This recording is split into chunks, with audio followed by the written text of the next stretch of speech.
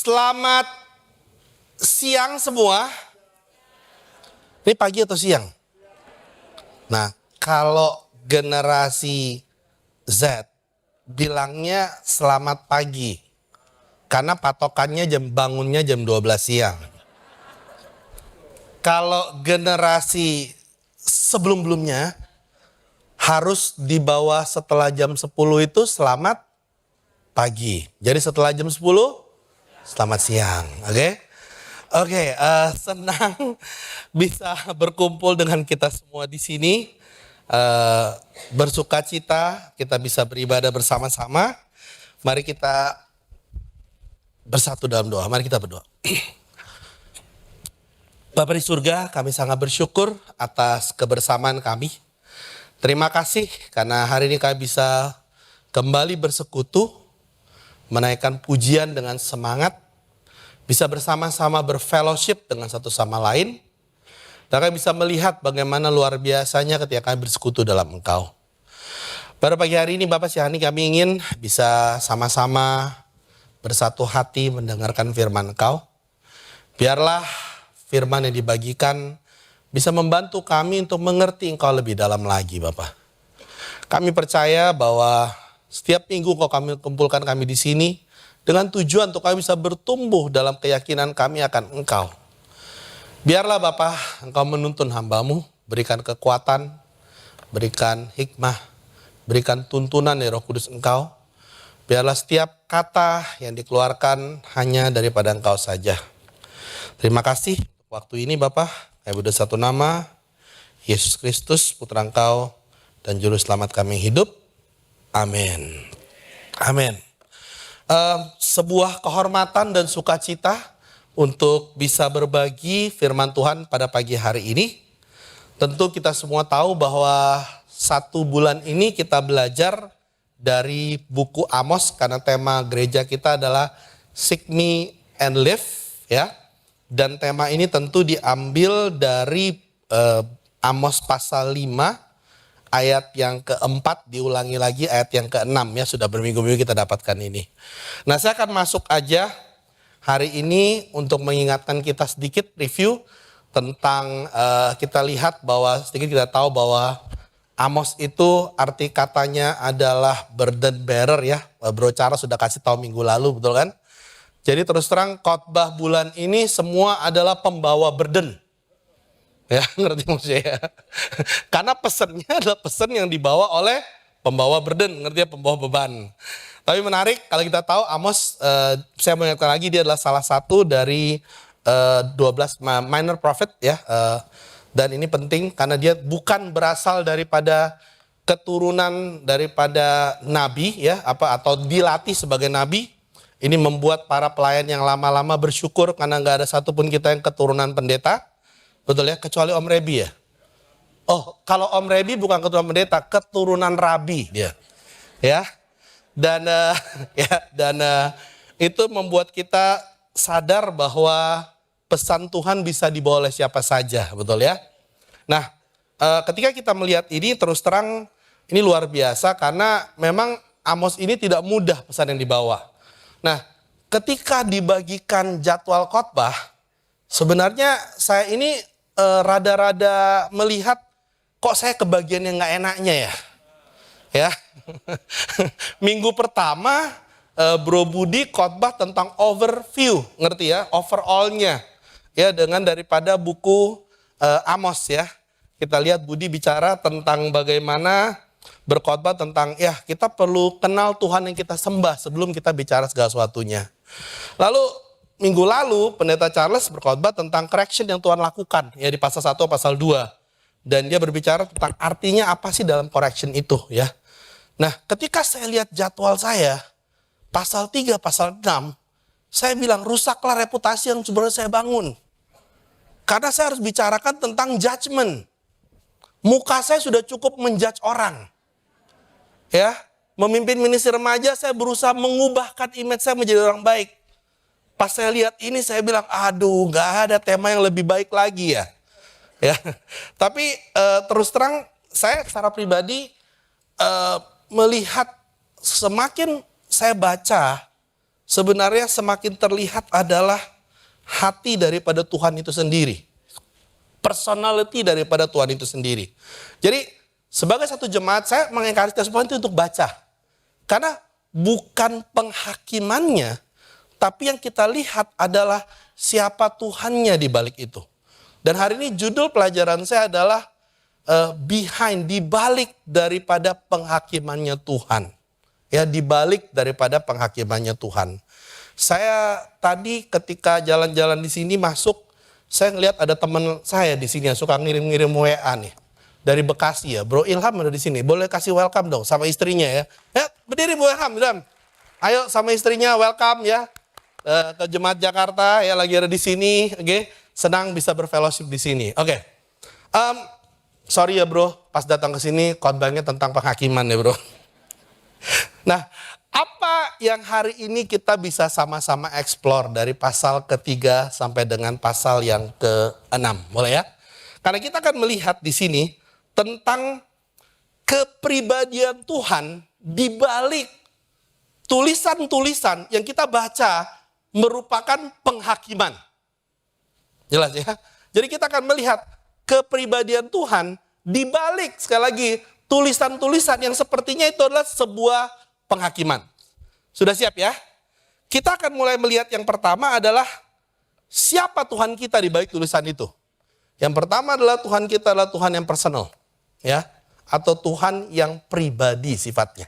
Tuhan yang pribadi sifatnya. Apa maksudnya? Kalau kita baca di Amos 3 ayat 1 sampai dengan 2 dikatakan, dengarlah firman ini yang diucapkan Tuhan tentang kamu, hai orang Israel, tentang segenap kaum yang telah kutuntun keluar dari tanah Mesir. Bunyinya, hanya kamu yang kukenal dari segala kaum di muka bumi. Sebab itu aku akan menghukum kamu karena segala kesalahanmu. Saya baca ini, di dalam image saya, ketika saya mendengarkan khotbah sebelumnya, dan di dalam ketika saya mempelajari tentang bagaimana sejarah kerajaan utara di selatan, yang saya pikir adalah ini layak diberikan karena kerajaan utara itu dia membangkang kepada Tuhan. Tapi ketika saya baca ini, saya menjadi punya pandangan yang berbeda tentang Tuhan. Karena Tuhan katakan bahwa, hey, kamu dengar apa yang saya ucapkan. Dan dia mengingatkan bahwa kerajaan di utara adalah kerajaan juga, kaum juga yang Tuhan tuntun dari tanah Mesir untuk keluar menuju tanah perjanjian. Dan dia katakan hal yang menarik. Dikatakan bahwa hanya kamu dari segala kaum di muka bumi yang aku kenal. Jadi saya lihat, wow. Terlepas daripada kedegilan bangsa Israel, terlepas daripada cara bangsa Israel sampai dengan kerajaannya terbelah dua, ngerti ya? Tapi Tuhan tetap melihat mereka adalah bangsa yang personal dengan dia. Mereka adalah bangsa yang tetap dilihat bahwa dia adalah bangsa yang saya kenal dibanding sebuah bangsa di muka bumi. Buat saya pribadi itu mengubah pandangan saya tentang yang namanya judgment. Ya, tentang penghakiman. Karena yang saya sadar adalah Tuhan tidak menghakimi karena mereka jahat saja. Ngerti maksudnya ya? Kadang-kadang kita berpikir, ya lu layak. Karena kenapa? Lu jahat sih, betul kan? Tapi kalau saya lihat ini, saya bilang tidak. Tuhan mengatakan bahwa kamu bangsa yang saya kenal di muka bumi ini. Itulah yang menunjukkan bahwa Tuhan menghukumi bukan karena mereka sesuatu hal hanya dia gak suka. Tapi dia menghukum karena dia bilang, saya kenal kamu hari ini. Itu menunjukkan betapa Tuhan masih mengatakan, saya mempunyai hubungan yang personal sama kamu. Pertanyaan hari ini adalah, saya katakan, bagaimana hubungan pribadi kita sama Tuhan hari ini?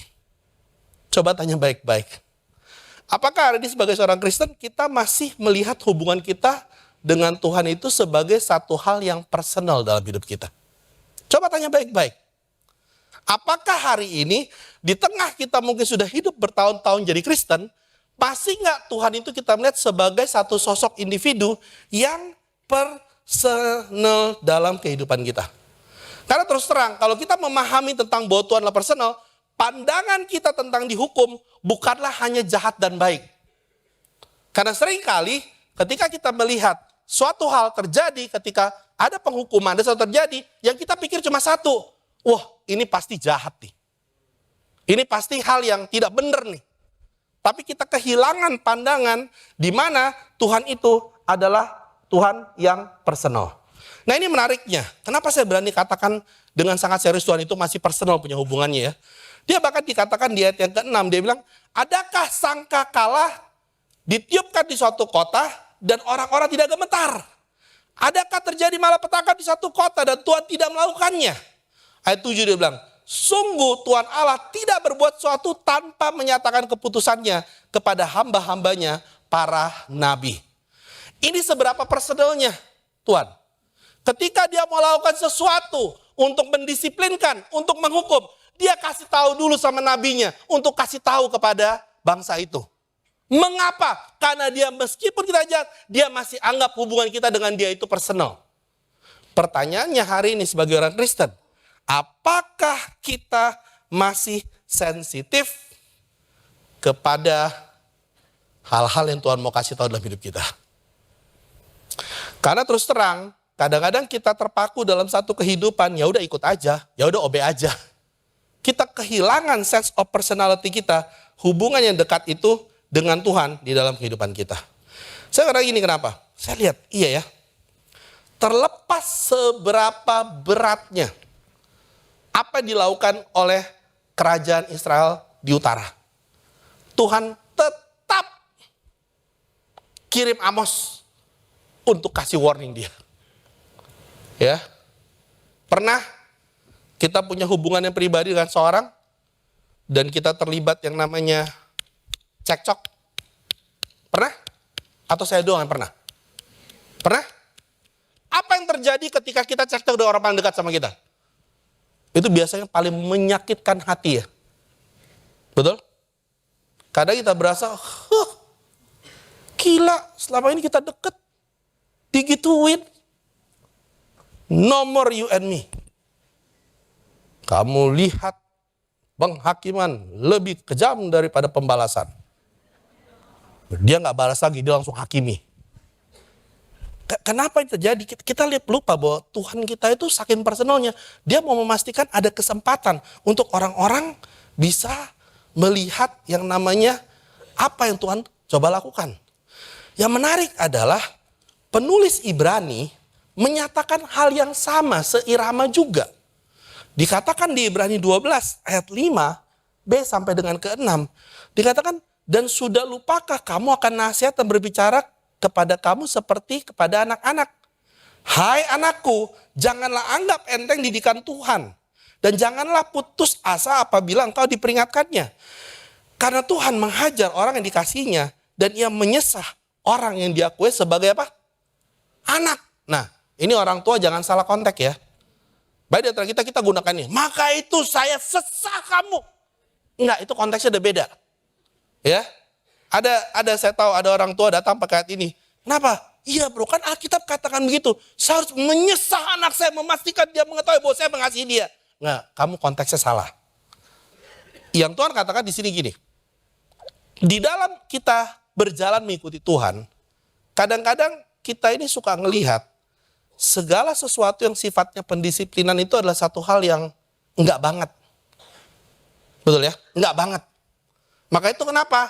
Kenapa hari ini banyak orang berpikir bahwa kalau ada terjadi sesuatu yang buruk dalam hidup saya, berarti ada hukuman dari Tuhan. Mungkin Tuhan lagi nggak suka sama saya. Ada istilah begini, ini karena perbuatan buruk dalam ministry saya nih bro, Tuhan nggak lewat sini. Enggak, saya mau katakan satu kenyataan yang kita harus sama-sama lihat.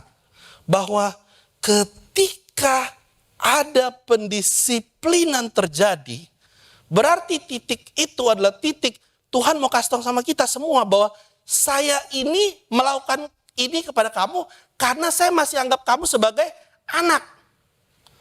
Kalau hari ini kita tidak ada pendisiplinan, Ya kita harus tanya, apakah mungkin kita sudah berpikir kita get things together dalam kehidupan kita? Ini kan bahaya ya. Kenapa? Karena kita berpikir bahwa berarti saya sudah figured it out dalam kehidupan saya. Yang saya mau tanya Anda sebagai seorang Kristen, bagaimana saya menanggapi pendisiplinan dari Tuhan dalam kehidupan saya sehari-hari? Coba tanya baik-baik. Apakah saya melihat pendisiplinan menjadi bagian daripada Tuhan lagi jahat sama saya? Atau pendisiplinan adalah Tuhan sebenarnya sayang sama saya. Tuhan lagi kasih tahu bahwa saya ini masih memperhatikan kamu secara pribadi. Lihat ya, kenapa Tuhan bilang dia kirim nabi? Dia mau kasih warning sebenarnya. Warningnya untuk apa? Warningnya supaya sadar, kamu ini lagi nggak oke, kamu lagi mengarah ke tempat, kamu harus sensitif. Itulah kenapa Tuhan katakan, saya kirim nabi. Pertanyaannya hari ini, kita orang yang sensitif nggak ketika Tuhan lagi mau warning kita dalam hidup kita? Berapa sering dalam kehidupan kita orang udah bilang sama kita, hati-hati bro, hati-hati sis. Kita masih bilang, nggak ada apa-apa tuh, masih oke tuh. Masih kan nih kita sensitif ketika ada orang bilang berulang-ulang sama kita, bro, ini kamu harus berubah.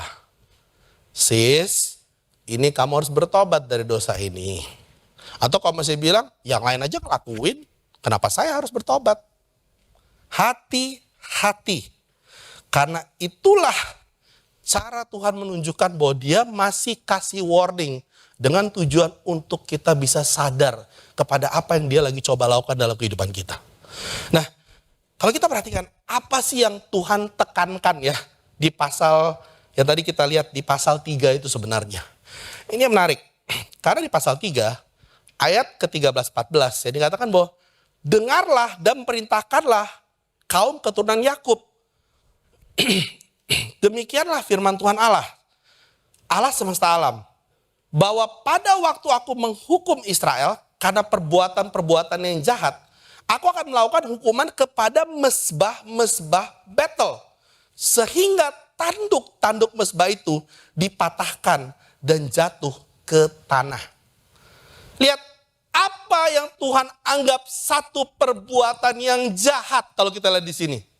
Ini yang menariknya, dia bilang hukumannya ada perbuatan jahat. Dia bilang, karena saya akan hukum kepada mesbah apa? Bethel. Nah kita akan lihat sedikit, kenapa sih itu kok begitu jahatnya. Bethel, di Kejadian 28 ayat 17 ayat 21, Yakublah yang memberikan nama tempat itu Bethel. Kenapa? Karena momen itu dia bermimpi dan malaikat Tuhan membawa dia sehingga dia melihat Tuhan pada momen itu. Dia bilang, wow Tuhan luar biasa. Saya namakan tempat ini apa? Bethel. Di mana dia merasa ada interaksi pribadi. Apa yang terjadi ketika Yakub pergi melihat tanah perjanjian, melihat tanah yang diberikan sama dia, betul ya? Dia balik lagi pada satu masa apa? Kembali ke Bethel. Tahu nggak apa yang dilakukan di Bethel? Dia bangun mesbah untuk memuliakan Tuhan. Jadi tempat itu personal nggak buat Tuhan dan Yakub? Sangat personal. Di dalam penyeberangan bangsa Israel ke tanah perjanjian waktu benar itu, tabut diangkat dan pada satu masa tabut itu diletakkan di Bethel sebelum pergi ke Yerusalem. Kenapa di Bethel? Karena Tuhan mengatakan ini tempat personal saya dengan Bapak Yakub.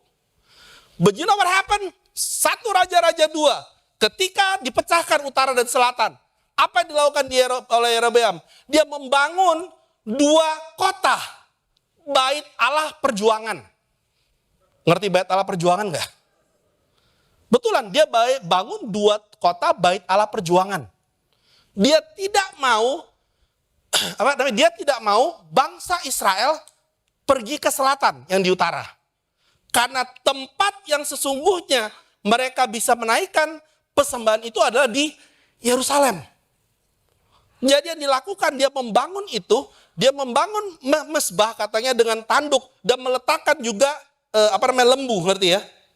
Nah inilah yang membuat Tuhan bilang, wow, tempat tempat yang personal, sekarang dibangun sebuah mezbah yang mendatangkan idols kepada bangsa yang di utara.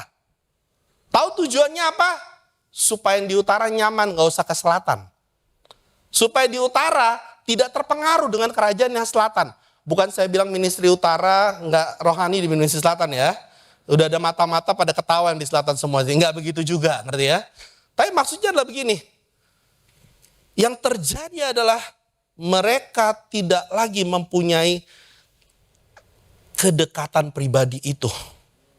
Dan battle itu yang membuat Tuhan bilang, inilah yang merusak, yang jahat. Karena kepribadian saya itu dirusakkan di sana. Dengan mereka meletakkan lembu dan lain-lain. Saya mau tanya hari ini, apa battle kita? Coba tanya baik-baik. Dulu waktu di mana kita melihat bahwa ini adalah, wow, saya menemukan Tuhan. Ya, tempat di mana kita ingat ya pertama kali ya, kita mengerti kita jatuh cinta sama Tuhan. Hal yang kita tahu, wow, bukan cuma pernikahan saya diperbaiki atau anak saya lebih baik, tapi kita fall in love sama Tuhan. Ingat pada masa itu? And then we remember that's our battle. Selanjutnya lebih lama hidup kita jadi Kristen. Tanya, battle kita udah jadi apa sekarang? Jangan-jangan dulu yang kita anggap berharga, sekarang udah ditukar kepada hal-hal lain yang kita merasa itu menjadi bagian daripada yang berharga buat kita saat ini. Dan battle itu bukan lagi Tuhan, battle itu adalah mungkin kehidupan kita yang sekarang kita anggap penting dalam kehidupan kita. Dan ini yang menjadikan Tuhan bilang, ini kecil.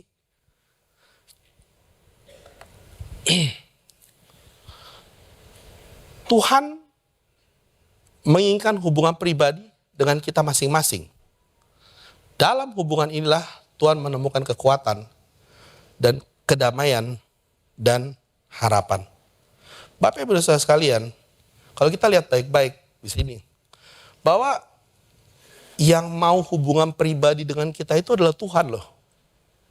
Ingat ya, dia mengorbankan anaknya yang tunggal untuk mati di kayu salib untuk bisa menghapuskan dosa kita. Pertanyaannya hari ini, kita masih mau nggak hubungan yang pribadi itu? Banyak hari ini orang ke gereja bukan karena dia mau hubungan yang pribadi sama Tuhan, karena dia merasa pernikahan dia di-take care. Nggak ada yang salah dengan hal itu. Dia merasa parenting dia di-take care. Dia merasa dia punya grup yang bisa dengerin keluh kesah dia. Dia punya grup yang bisa mendamaikan dia dengan seisi rumahnya pada waktu terjadi kerusuhan. Tapi yang nggak menjadi pusat lagi adalah bagaimana dia bisa melihat bahwa Tuhan, hubungan dia dengan Tuhan inilah yang bisa membuat dia punya kekuatan, kedamaian, dan harapan. Brother sister semua di sini tanya sebagai seorang Kristen, hari ini apa yang bisa memberikan kita harapan dalam hidup kita sehari-hari?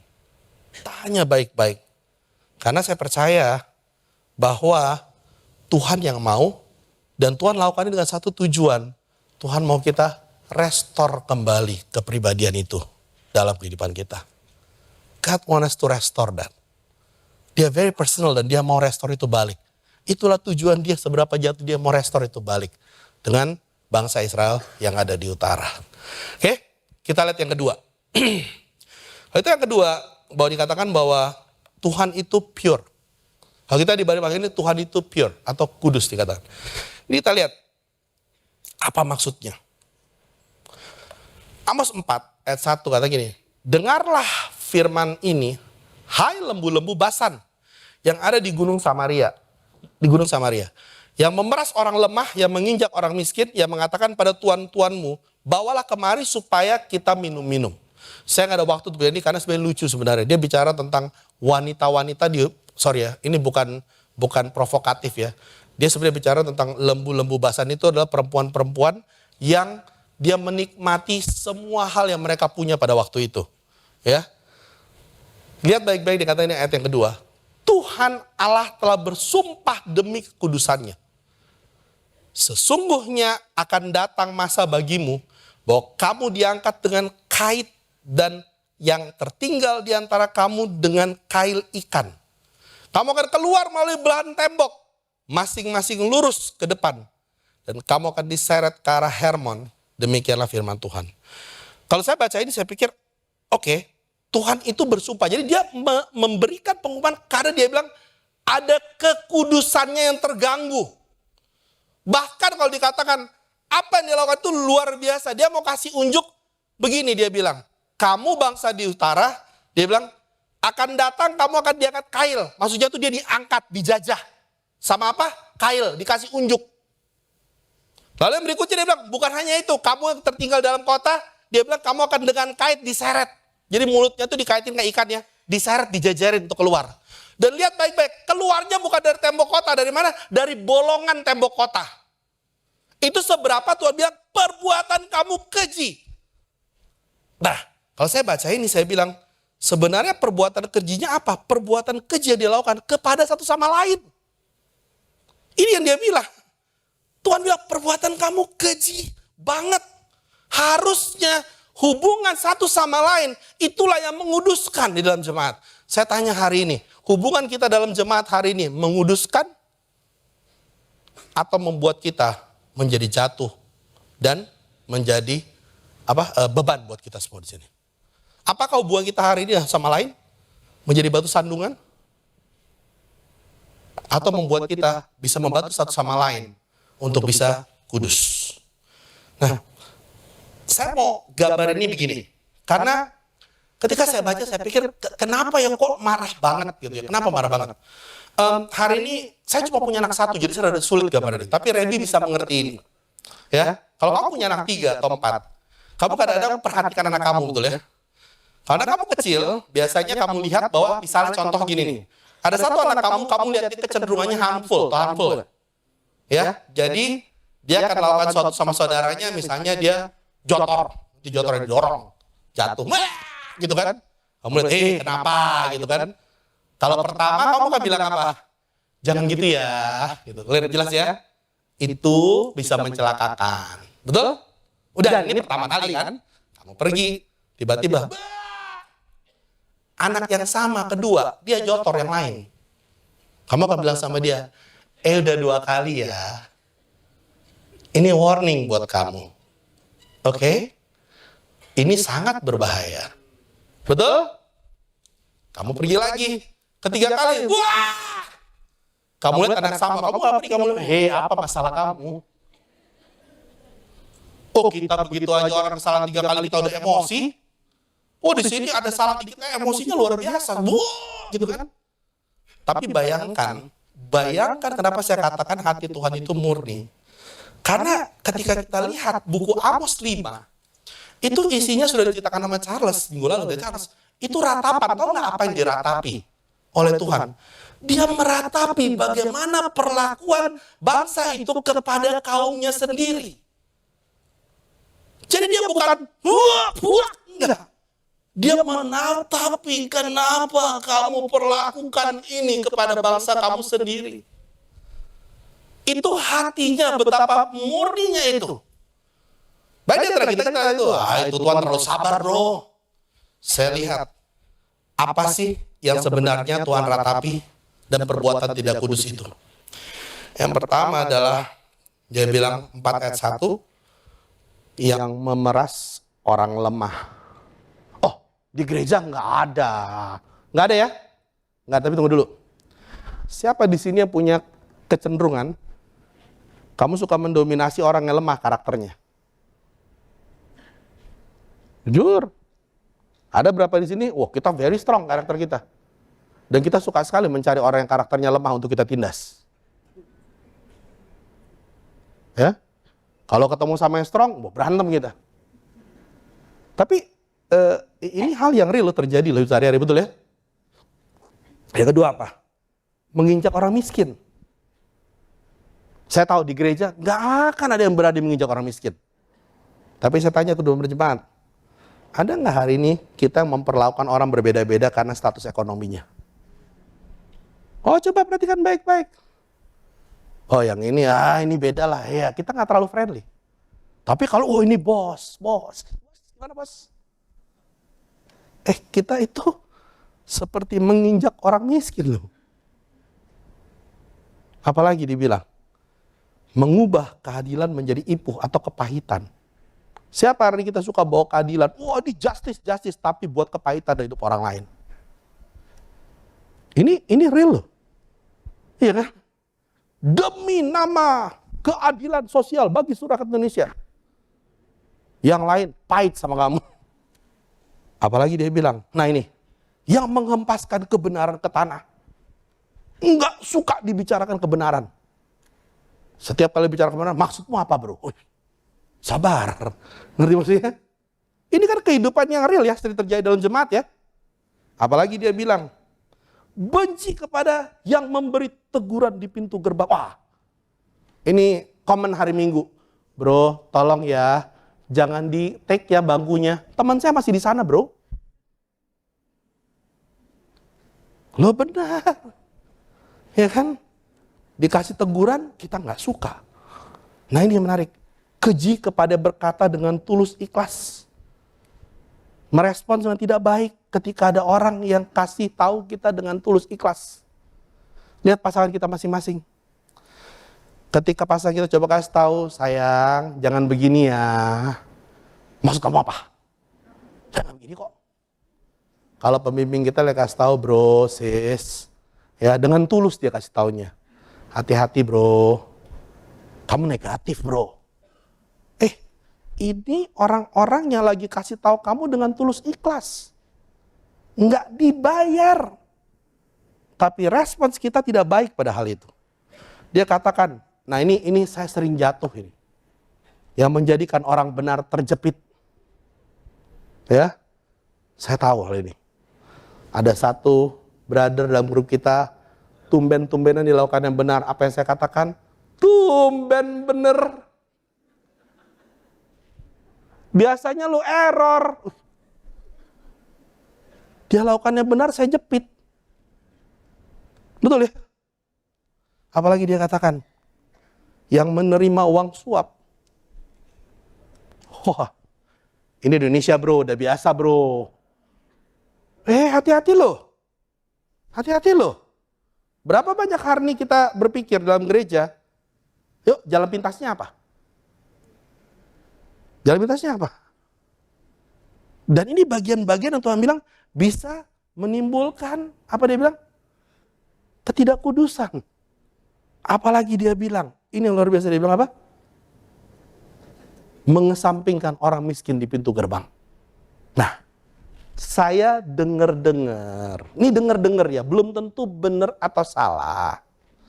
Ya, saya dengar ministry Piwa kita ada sedikit keluhan dari hati. Yang pertama adalah yang lebih berusia, ketika terjadi yang namanya peralihan kebaktian, ada yang coba menunjukkan bahwa dia lebih cepat jalannya daripada orang tua. Jadi ketika lift terbuka, dia masuk duluan. Dia berdiri di situ dengan senyum. Dan dia tidak melihat ada orang tua yang perlu diperlakukan dengan baik di sana. Lo betulan. Nah, saya nggak ngomong gini karena rambut saya tua. Karena inilah yang bisa membuat jemaat hari ini tidak kudus dalam kehidupannya. Brother, sister semua, hal-hal ini adalah hal yang real dan saya tidak mengada-ngada. Banyak hal ini kita sering address di dalam pengumuman. Tapi saya melihat ada banyak murid yang masih melakukan hal yang sama. Saya appreciate beberapa minggu lalu campus ministry kita join serve orang-orang Piwa. Buat tepuk tangan. Betul. Saya dikirimin foto-foto, saya bilang, wow. Ya, mereka mencoba mencari jodoh dari oma opanya. Karena ada cucunya katanya di situ. Betul ya, betul ya, betul ya. Kamu itu nggak? Begini lagi Ivan apa Ivan? Tapi saya mengatakan begini. Alkitab katakan hormatilah orang tua kita. Brother sister, ini akan jadi jemaat yang luar biasa ketika kita betul-betul menghargai orang tua kita. I mean treat them with respect. Orang yang lebih tua juga treat them with respect.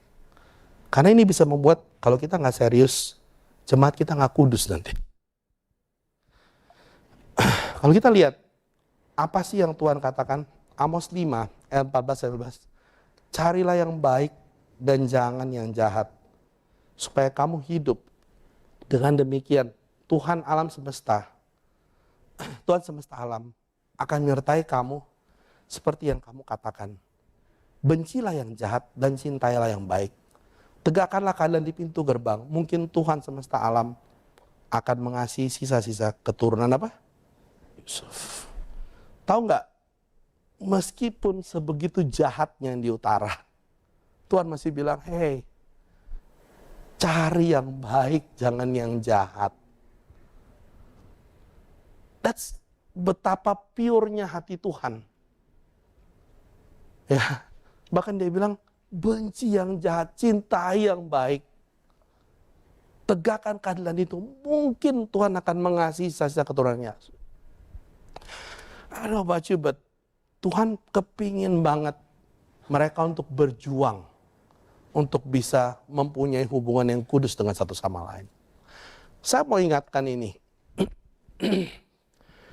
Dikatakan, kekudusan bukanlah perasaan. Itulah hasil akhir dari kepatuhan. Kemurnian bukanlah hadiah.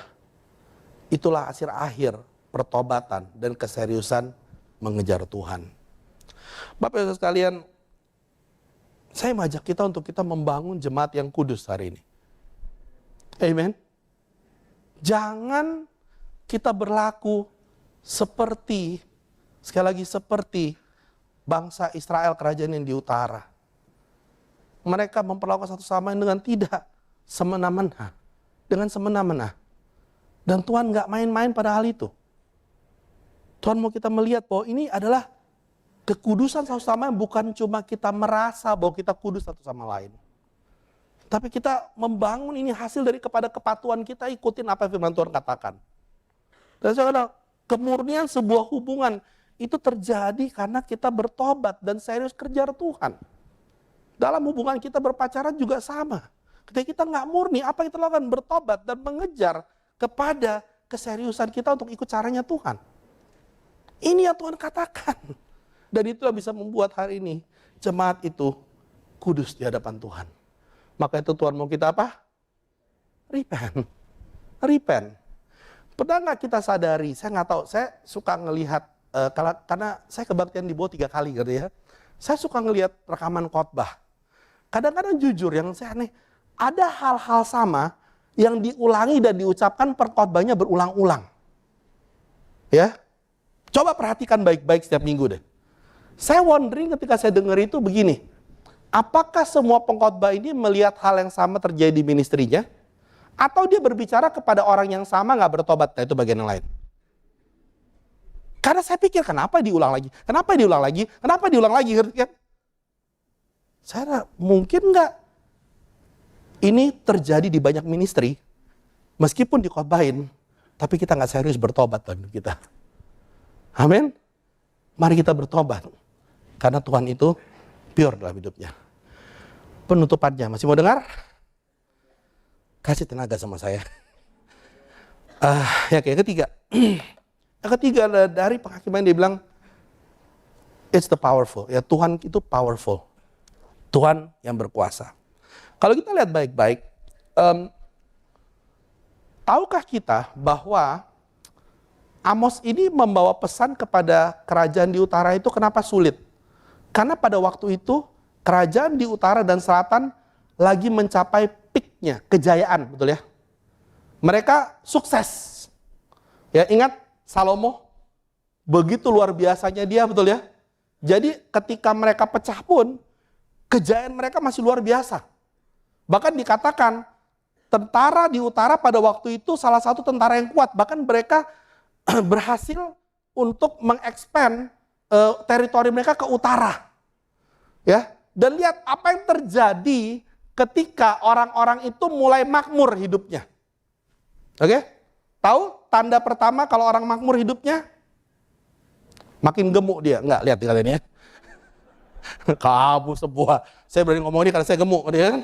Kamu lihat baik-baik di Amos 6 ayat 1. Amos 6 ayat 1. Oke. Sorry ya. Oke. Dikatakan celakalah orang-orang yang merasa aman di Sion. Betul gak? Kalau dia mulai kaya, mulai capai jatuh, dia merasa aman hidupnya, betul? Apalagi dikatakan, orang-orang mulai tentram. Dia mulai berasa it's peaceful, it's fine, it's nice, gitu kan? Apalagi katakan dia menarik, dia bilang. Dia bilang ini atas orang-orang terkemuka dari bangsa yang utama. Orang-orang yang kepada mereka kaum Israel akan datang. Mulai ada tokoh-tokoh yang orang suka datang. Karena tokoh-tokoh ini akan menjadi orang-orang yang vital untuk ngasih pandangan-pandangan yang membuat mereka lebih prosperous lagi. Lihat ya, apa? Aman, tentram, mereka mulai datang pada manusia. Betul kan? Apalagi yang berikutnya. Ayat 3 dia bilang, hai kamu yang menjanggap jauh hari petaka, tapi mendekatkan pemerintah, apa? Kekerasan. Apa yang dia bilang? Dia akan pikir, kita tidak akan kena petaka. Nggak akan. Karena pemimpinnya luar biasa. Ya kan? Meskipun pecah, mereka masih kaya loh. Masih kuat loh tentara mereka.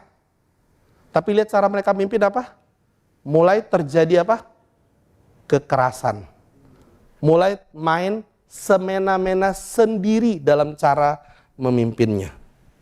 Saya lihat ini, saya bilang, wow. Hati-hati. Karena di dalam kehidupan berjemaat itu bisa terjadi. Saya lihat jemaat ini terus terang. Saya tadi lihat Win ya. Om Win sama Tante Wati ini pahlawan buat saya dulu. Ya, boleh tepuk tangan. Sorry bro, saya lihatnya dari gedung ruang dalam tadi, di layar ya. Tapi saya masih ingat masa-masa itu. Sama, di depan muka saya ada pahlawan. Dan ini Ibu Pertiwi. Karena Ibu Lili yang memulai jemaat di Jakarta, boleh tepuk tangan luar biasa. Sama Pak Muksin, lihat. Orang ramah. Yang orang-orang utama tahu betapa sulitnya dulu hidup.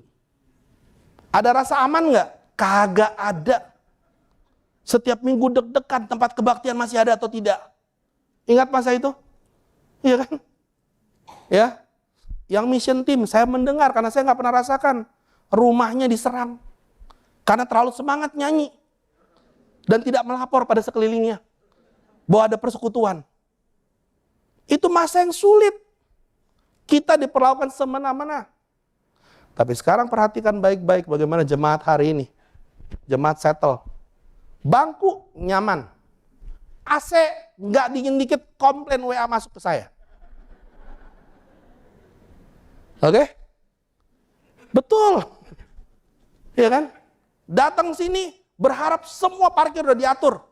Mobil dibawa nggak cukup sekarang. Dari listrik, dari sumbu, dari semua ada mobilnya. Iya. Mobil pakai sumbu. Motor saya lihat hari Minggu di belakang. Ini saya beneran loh. Jumlah parkir motor hari Minggu kita di belakang itu sama banyaknya sama seperti kalau hari biasa parkir motor di kerjaan. Saya mau tanya sama kamu, bukankah itu tandanya prosperity sedang Tuhan berikan sama kita? Coba tanya baik-baik. Pertanyaan hari ini, bagaimana kita mengelola berkat itu dalam hidup kita? Tanya baik-baik. Bagaimana kita mengelola berkat itu dalam kehidupan kita? Apakah kita menjadi orang yang kecenderungannya bergantung pada berkat itu? Atau tetap melihat bahwa Tuhan adalah bagian terbesar daripada kehidupan itu? Saya semangat dengan kita mau menjadikan murid. Saya berharap kita semua menjadikan murid. Amin. Tapi hati-hati. Kadang-kadang kita bisa menjadi seorang Kristen yang bergantung pada kemampuan kita lebih banyak daripada kemampuan Tuhan dalam hidup kita. Karena kita udah makin expert. Saya pribadi merasakan itu. Karena udah banyak bilur-bilur yang dilewati. Ya. Satu bilur menunjukkan satu pengalaman. Oke? 10 bilur menunjukkan hancur punggung kita. Tapi jujur, kadang semakin lama kita jadi Kristen, yang kita suka kehilangan perspektif adalah keberadaan Tuhan dan powerfulnya Tuhan dalam hidup kita. Dan inilah yang membuat kita nggak melihat bisa ada malapetaka terjadi di dalam jemaat kita. Ya, sekarang kalau udah nggak nyaman, komplain. Ya kan? Ya, kalau sesuatu terjadi di antara, reaktif. Dan ini kita harus hati-hati dalam kehidupan kita. Saudara-saudari sekalian. Ini yang menarik. Amos 6, ayat yang ke-8. Lihat yang Tuhan katakan di sini. Tuhan Allah telah bersumpah demi dirinya. Demikianlah firman Tuhan, Allah semesta alam. Aku ini keji kepada kecongkakan Yakub dan benci kepada purinya. Aku akan menyerahkan kota serta isinya. Tahu nggak, prosperity itu mendatangkan kita apa berkat itu? Congkak. Nah, saya nggak bilang kita tidak menghargai berkat. Let's enjoy berkat itu, ngerti ya? Tapi tanya Bapak-Ibu kita ini dibanding dulu waktu kita belum diberkati atau sedikit diberkati, sekarang kita makin sombong nggak? Semakin sulit nggak kita dikasih tahu dalam kehidupan kita? Semakin lebih sok tahu nggak kita dalam kehidupan kita? Karena itulah implikasi, karena kita sudah menerima berkat yang banyak dalam kehidupan kita. And we have to be careful sebagai seorang Kristen. Karena Tuhan bilang, saya benci dipurinya. Dan apa yang terjadi? Tuhan bilang, saya akan menyerahkan kota dan seisinya. Lihat cara Tuhan menunjukkan powernya. Dan ini membuat saya, wow. Ya. 6 ayat 11, dia katakan, sebab sungguhnya Tuhan memberi perintah, maka rumah besar dirobohkan menjadi runtuhan, dan rumah kecil menjadi rongsokan. Apa yang Tuhan lakukan, dia bilang, akan ada masanya. Dan Tuhan cuma kasih tahu itu, 2 tahun setelah kejadian itu diperkirakan. Setelah Amos menyampaikan pesan itu, terjadi gempa bumi yang hebat. Di utara dan selatan. Mereka masih belum menemukan data secara arkeologinya, tetapi mereka menemukan di wilayah Samaria, di wilayah pergunungannya, ada rumah-rumah besar yang runtuh. Ya, Tuhan tunjukkan kekuatannya, bukan dia datangkan api. Dia lakukan apa? Gempa bumi aja, hancur semua kecongkakannya. Hancur semua berkat itu. Saya bilang, wow, Tuhan powerful banget ya. 2 tahun doang loh. 2 tahun doang. Kita berikutnya, ayat 14. Kita baca di sini. Sebab sesungguhnya aku akan membangkitkan suatu bangsa melawan kamu, hai kaum Israel. Demikianlah firman Tuhan Allah semesta alam. Dan dia bilang apa? Dan mereka akan menindas kamu dari jalan yang menuju ke Harmat sampai ke sungai di Arabah. 30 tahun setelah Amos bicara ini. Apa yang terjadi? Bangsa yang dulu mereka expand, Neo Assyria dari utara, datang menjajah, menguasai kerajaan di utara. Betul seperti dikatakan, membawa semua bangsa Israel yang bagian utara ke Assyria. Dan tahu apa? Mereka tidak pernah kembali ke tanah mereka. Itulah Tuhan tunjukkan betapa luar biasanya kuasanya dia. Saya mau tanya, kita mau melihat Tuhan berkuasa sampai hal ini terjadi? Sampai harus betul-betul kita dihancurkan? Tuhan sebenarnya berbicara ini dengan satu tujuan, supaya mereka bisa balik kepada jalan dia. Saya suka ini. Smith Wigglesworth bilang gini, kuasa Tuhan akan mengeluarkan Anda dari rencana Anda sendiri dan memasukkan Anda ke dalam rencana Tuhan. God's power. Jangan pernah di underestimate. Karena ketika kita mau melakukan bagian kita, jalannya kita, kuasa Tuhan mampu memindahkan kita keluar daripada rencana kita. Dan dia masukin dalam rencana dia. Sesuai dengan apa yang dia katakan dalam firman Tuhan. Jadi saudara-saudari, marilah kita menjadi jemaat yang bertumbuh. Di dalam kita mengandalkan kekuatan Tuhan. Kalau kita hari ini sering kali bergantung pada kekuatan kita sendiri, mari kita ubah, kita rely daripada kekuatan Tuhan ini. Amin. Saya mau menutup dengan sharing ini. Karena orang kenal saya adalah orang yang self-reliance. Ya, Pak Muksin, sahabat saya tahu, sangat tahu. Dia yang sering menjadi teman telepon saya kalau saya lagi beban. Atau dia yang nelpon saya ketika dia tahu saya beban. Om Rebi adalah orang yang paling bijaksana. Jangan pernah bermain-main sama orang yang rambutnya putih. Karena kekuatan Tuhan ada di rambut putih. Ya, begini. Charles sudah bicara minggu lalu, betul ya? Dimana kita 2 minggu lalu, 3 minggu lalu ada retret. Terus terang, saya boleh confess dikit ya. Retret tahun ini, ada retret di mana saya rada kecewa. Karena dari sisi jumlah yang daftar, inilah retret yang paling sedikit yang daftar. Dari 320 hanya 196 yang daftar. Ya, sebagai seorang manusia saya berasa, aduh, kayaknya kenapa ya? Ya, tapi saya ingat, saya bersyukur dengan dukungan yang diberikan. Pertama-tama saya mau kasih tahu thank you untuk semua orang tua yang mendukung anak-anaknya. Ya, saya mau katakan thank you untuk support. Ada orang tua yang mau support dana, bantu beberapa anak pergi, mau support segala sesuatu, dan saya lihat kerja Tuhan itu nyata. Saya masih ingat, saya datang pada Budi, saya bilang, Bud, kecewa nih Bud, saya bilang, ya, yang pergi cuma segini dari jumlahnya. Budi cuma bilang sama saya, let's work dengan kita ngelihat impact yang Tuhan bisa berikan kepada hidup mereka. Let's just focus on that. Oke, saya ingat itu. Dan saya berdoa, saya bergumul, saya bilang, Tuhan, gimana nih bisa ada impact? Gimana ada impact? Tiba-tiba Tuhan taruh wisdom, dan Tuhan taruh sesuatu dalam pikiran saya. You know what? Let's do something different this year. Coba lihat bagaimana Tuhan bisa bekerja dengan cara yang berbeda. Saya memutuskan untuk saya bilang sama yang full time, saya nggak mau khotbah. Bukan karena ngambek ya. Mau pikir saya ngambek, enggak. Karena saya bilang, mungkin saya harus belajar, duduk, dan melihat kerja Tuhan ketika terjadi. Dan mentor saya jadi siapa bro?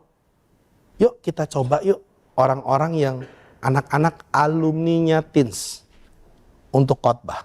Dan mereka bukan pendeta loh. Mereka bukan pendeta loh. Saya masih ingat di sini ada beberapa orang. Mana Dika di atas? Dika nggak gitu? Dika ya. Saya kasih dia WA, dia langsung stres ya. Siapa? Elsa, dari sini Elsa, mana Elsa? Nggak ada Elsa. Ya, ini dua ini adalah alumninya teens. Beserta dengan anaknya Muksin Lili, Joshua Fernando. Beserta dengan anaknya Arcai Erni yang ada di sini ya. Itu Joshua Wisnu. Ya. Lalu saya bilang, siapa penutupannya? Tiba-tiba hari Minggu Tuhan bawa satu anak teens yang tidak terduga. Dibawa oleh satu mentor, namanya Matthew Suherlan. Menyesal dia ketemu saya hari itu. Karena itu membuat buruk liburnya dia bilang. Saya duduk di sana, terus terang saya dengar mereka khotbah, saya duduk sana. Oh my God. Saya bilang luar biasa. Betul kan? Tahu nggak lucu? Mereka mulai, dan mereka bilang ini, saya dulu duduk di sana. Hari ini saya nggak pernah kepikiran begitu di sini. Saya nggak bisa ngomong gitu, karena saya nggak duduk di sana, saya nggak ada pilihan. Setiap kali kasih khotbah gitu kan, saya di sini karena nggak ada pilihan, kan? Tapi mereka bicara itu, dan saya duduk, saya lihat setiap kali respons, ya. Saya masuk ke dalam satu grup, saya dengar mereka share gini, iya ya, yang dibilangin sama Koko itu bener ya, karena beda. Biasanya kalau Om, yang dibilangin sama Om itu susah sekali dimengerti ya. Betul kan? Ya, saya dengar keyakinan mereka bagi. Saya cuma mengatakan kita harus bersyukur bahwa ministry kita betul-betul take care anak remaja. Betul. Ini yang membuat saya malu. Kita keluarin pengumuman, keputusan lewat Google Form. Jumlah murid yang ikut itu adalah 45-an dari 196. Yang study Bible waktu itu yang ikut adalah sekitar 20-an, 23 kalau nggak salah. Jadi ada berapa? Sekitar 70, 80 yang ngerti ya. Saya lihat dari Google Form yang dikirim, ini 3 hari loh, 3 hari. Saya gatel, karena saya ini kelemahannya adalah kepingin menguasai segala sesuatu. Saya tanya sama yang gimana hasilnya? Karena saya dengar itu, saya bilang, oh iya, nggak mau grup saya. Ada 50 anak remaja kita, karena 3 hari dikasih pengaruh oleh Tuhan, dan Tuhan menunjukkan kerjanya lewat saudara-saudari kita. 50 bilang, dia mau belajar Alkitab. Betul. 50. Dan itu bukan karena khotbah Om Alex bagus. Om Alex gak khotbah. Saya bilang, wow. Kamu tahu lebih lucu lagi.